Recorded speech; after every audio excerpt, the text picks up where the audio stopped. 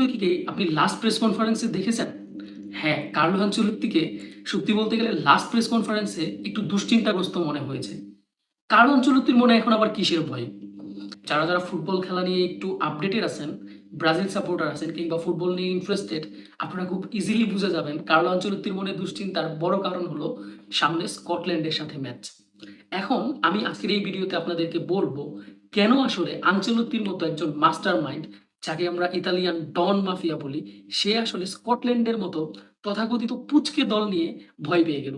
So ভিডিওটি শেষ পর্যন্ত দেখবেন এবং আমার চ্যানেলের সাথে থাকবেন। চ্যানেলটিকে সাবস্ক্রাইব করবেন, ভিডিওটিতে লাইক, কমেন্ট, শেয়ার করবেন এবং আমি আজকে বলতে চাচ্ছি যে কেন আসলে আনচেলত্তি স্কটল্যান্ডকে ভয় পাচ্ছে। আপনি চিন্তা করে দেখুন, আনচেলত্তির ভয় পাওয়ার পিছনে কিন্তু লজিক আছে। আপনারা মরক্কোর সাথে স্কটল্যান্ডের ম্যাচটা দেখেছেন? হ্যাঁ, অবশ্যই দেখেছেন মনে হয়। সেই ম্যাচে আপনি খেয়াল করুন, মরক্কো যেই টিম ব্রাজিলের সাথে ড্র করছে এবং like that was not just a simple draw, that was more than a draw you can say. Okay? কারণ হচ্ছে আপনি দেখেন ওই ম্যাচে কিন্তু মরক্কো এনাফ ডমিনেট করছে ব্রাজিলকে এবং মরক্কোর সাপোর্টারদেরকে যদি আপনি জিগান, লাইক আমাদের তো আসলে ডিরেক্ট জিজ্ঞাসা করার সুযোগ নেই because we are in Bangladesh now. তো ওরা চরম কনফিডেন্ট। কারণ হচ্ছে ওই যে ওরা ধরেন আফ্রিকান নেশনস কাপ আ হ্যাঁ, কাগজে কলমে জিতে আসছে আরকি। তো ওদের কনফিডেন্স হচ্ছে ওরা আগেরবার সেমিফাইনাল খেলছে। এবার একটু বেশি কিছু করতে চায়। বেশি কিছু করতে চায় মানে কি? লাইক বিশ্বকাপ জিততে চায়। সেই টিমকে স্কটল্যান্ড জাস্ট ২ মিনিট, ম্যাচের ২ মিনিটে সাইবারি গোল করছিল। ওকে? দেন পুরো ম্যাচ আপনারা যদি খেয়াল করেন, স্কটল্যান্ড একরকম একটা সার্টেন একটা হিউজ পার্ট ম্যাচটা ডমিনেট করে ফেলছে। কিভাবে ডমিনেট করছে? এই ব্যাপারটা নিয়ে আমরা এখন কথা বলব। আপনি দেখুন, স্কটল্যান্ডের বেশ কিছু ভালো খেলোয়াড় আছে। যেমন আপনারা ম্যাকগিনের নাম শুনছেন, তাই না? যারা টুকটাক প্রিমিয়ার লিগ ফলো করেন। অ্যাস্টন ভিলাকে এবার ইউরোপা কাপ জেতানোর পিছনে সবচেয়ে বড় ভূমিকা কার?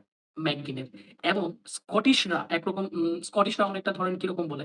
ওই ইংল্যান্ডের বার্মি আর্মির মতো স্কটল্যান্ডেরও কি একটা আছে? এরকম হিউজ ফ্যান বেস আছে। সো আপনি এটা ধরে রাখতে পারেন যে ঐদিন ওই ব্রাজিলের সাথে ম্যাচে স্কটল্যান্ডের কিন্তু খুব বড় সংখ্যক সাপোর্টার উপস্থিত হবে এবং অনেকটা এমন হবে না যে ধরেন লাইক ব্রাজিল হিউজ অ্যাডভান্টেজ পাবে দর্শকের দিক দিয়ে। ম স্কটল্যান্ড সেখানে একটা হিউজ সাপোর্টার পাবে। তো এই ম্যাকগিনকে তারা একরকম আমরা ব্রাজিলিয়ান সাপোর্টাররা যেরকম পেলেকে গডের মতো লাইক রেসপেক্ট করি, ডেমিগড ভাবি, সেরকম ম্যাকগিনকেও স্কটিশ সাপোর্টাররা এরকম হাই লেভেলে রেসপেক্ট করে। অবশ্যই কারণ আছে। কারণ ম্যাকগিন প্রায় আমি যদি ভুল না করে থাকি, এইবার অ্যাস্টন ভিলার হয়ে প্রায় ১৪ টা গোল করছে। সো আপনি বুঝতেই পারেন প্রিমিয়ার লিগের মতো জায়গাতে ১৪ টা গোল করা এবং ইউরোপা লিগ জেতানোর পেছনে তার হিউজ অবদান এবং ঐদিন ম্যাচেও ম্যাকগিন কিন্তু একটা পেনাল্টি, মানে ওটাকে আপনি পেনাল্টি প্রায় বলেই ফেলতে পারেন। সে কিন্তু পেনাল্টি আদায় করে ফেলছিল। সো মরক্কোর ডিফেন্স ভেঙে যে প্লেয়ার এই লেভেলের পারফর্ম করতে পারে, আমাদের ডিফেন্সের বর্তমান অবস্থা কিন্তু একটু দুর্বল। আপনি ওয়েসলি চলে যাওয়ার পরে এটাকে দুর্বলই বলতে পারেন, রাইট? তো এইখানে কিন্তু ম্যাকগিনের হিউজ কিছু করার চান্স থাকবে। এরপর আসেন আমরা আরেকটা খেলোয়াড়ের কথা বলি যেটাকে আমাদের ভয় পাওয়া উচিত। সেটা হচ্ছে স্কট ম্যাকটোমিনি। যারা মোটামুটি ইতালিয়ান সিরিয়া ফলো করেন, ও কিন্তু আপনার আ নাপোলির হয়ে অসাধারণ খেলা খেলছে। আপনি দেখেন, আ নাপোলির একটা হিউজ বোস্ট ও দিছে এবং আমি আপনাদেরকে একটা কথা বলতে পারি, স্কটল্যান্ডের এই টিমটাকে আনচেলত্তি যে ভয় পাচ্ছে তার সবচাইতে বড় কারণ কি জানেন? স্কটল্যান্ডের এটা লাস্ট ম্যাচ। আপনি দেখেন, এটা হচ্ছে ওদের লাস্ট ম্যাচ। ওরা কি ট্রাই করবে? ওরা ট্রাই করবে গ্রুপে 3rd হয়ে তারপর যাইতে। আপনি এটা বাদ দেন যে স্কটল্যান্ড ব্রাজিলের সাথে জিততে চাবে, এই আশা স্কটল্যান্ড করবে না। কারণ they know very well এটা ব্রাজিল টিম। ভাই, হুদাই তো ব্রাজিল সাপোর্ট করি না। There are some reasons for it, তাই না? আচ্ছা। তাহলে কথা হচ্ছে যে স্কটল্যান্ডের অ্যাপ্রোচ টা কি থাকবে? স্কটল্যান্ডের অ্যাপ্রোচ থাকবে যে ভাই, তোমরা আমাদেরকে গোল করো, খেইলা গোল করো। মানে লাইক বাস পার্কিং করে রাখবে। টিপিক্যাল বাস পার্কিং আছে না, সেটা করবে। অ্যান্ড ফর দ্যাট রিজন স্কটল্যান্ডের কাছে কিন্তু সেই এনাফ মাল মসলা আছে। কিভাবে আমি বলব? স্কটল্যান্ড মিনিমাম ধরেন 4 ম্যান ব্যাকলাইন নিয়ে খেলবে। 4 ম্যান ব্যাকলাইন খেলবে। বাট এটা যখন বাস পার্কিং করবে তখন দেখবেন যে একদম সব মিলে ৫-৬ জন মিলে আপনার ডিফেন্সে চলে আসবে।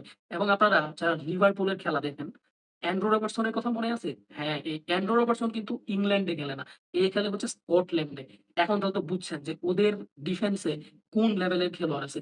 এবং আপনি খেয়াল করবেন ওদের যে ৪ টা ডিফেন্স, আমি ৪ জনেরই রেটিং চেক করলাম। এটাকে আপনি বলতে পারেন আমাদের ব্রাজিলের সমমানের ডিফেন্স। হ্যাঁ, হয়তো মার্কিনিউস বা গ্যাব্রিয়েল মাগালেস একটু এখানে আ লাইক সুপারসিড করবে ওদের। কিন্তু অ্যান্ড্রু রবার্টসনকে বলা হয় বিশ্বের one of the best left back. So আপনি বুঝতেই পারতেছেন ওদের ডিফেন্সের লেভেল কেমন স্ট্রং এবং ওদের মিডফিল্ডেও বেশ কিছু প্রিমিয়ার লিগ খেলা। স্কটল্যান্ডের প্রায় 80% খেলোয়াড় প্রিমিয়ার লিগ খেলে। যেহেতু স্কটল্যান্ড, ইংল্যান্ড পাশাপাশি দেশ। সো বুঝতেই পারতেছেন এইরকম একটা টিমের সাথে ব্রাজিলের খেলতে হবে। এখন আসেন পরের হিসাবে যে ভাই, আমাদের তো দুশ্চিন্তার আরো এক বড় কারণ আছে। সেটা কি? যেমন ধরেন রাফিনিয়া এই ম্যাচ খেলতে পারবে না। আপনি বলতে পারেন যে Raphinha was not as good as for Barcelona for Brazil. Yeah, I admit it. It's true completely. কিন্তু রাফিনিয়ার যে একটা ম্যাচে ইমপ্যাক্ট সেটা কি আমরা ইগনোর করতে পারব? না। তার মানে রাফিনিয়াকে ছাড়া আমাদের সেখানে নামতে হবে। একদম লাইক ধরেন টিনেজার টাইপের রায়ানকে হয়তো খেলাইতে হবে। এবং আমি আপনাকে আরেকটা কথা বলি, একটা ক্রিস্টি নামে একটা খেলোয়াড় আছে স্কটল্যান্ডের। এই রায়ানের সাথেই সে বোর্নমাউথে খেলে। এই ছেলেও ওই মরক্কোর ম্যাচে বেশ কিছু অসাধারণ সুযোগ ক্রিয়েট করছে। সো আমাদের ব্রাজিল সাপোর্টারদের ভাই স্কটল্যান্ডের বিপক্ষে এই ম্যাচটাতে আনচেলত্তির মতো ভয় পাওয়ার যথেষ্ট কারণ আছে। এখন যেটা বেস্ট হয়, আমরা যেটা আসলে দিন শেষে অবশ্যই চাবো সেটা হচ্ছে কি ব্রাজিল জিতুক, শুধু জিতুক না লাইক ফ্লাইং কালার্স এ জিতুক। তো এটা করার জন্য ওয়ে কি? ওয়ে হচ্ছে নেইমার বসকে এদিন অসাধারণ পারফর্ম করতে হবে।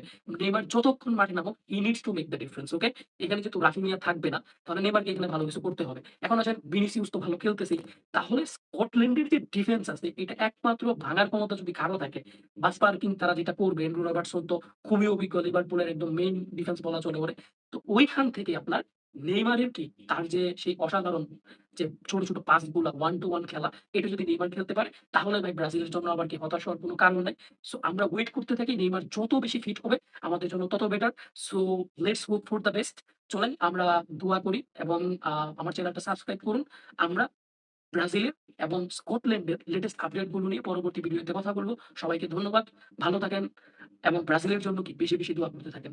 ওকে, বেস্ট অফ লাক।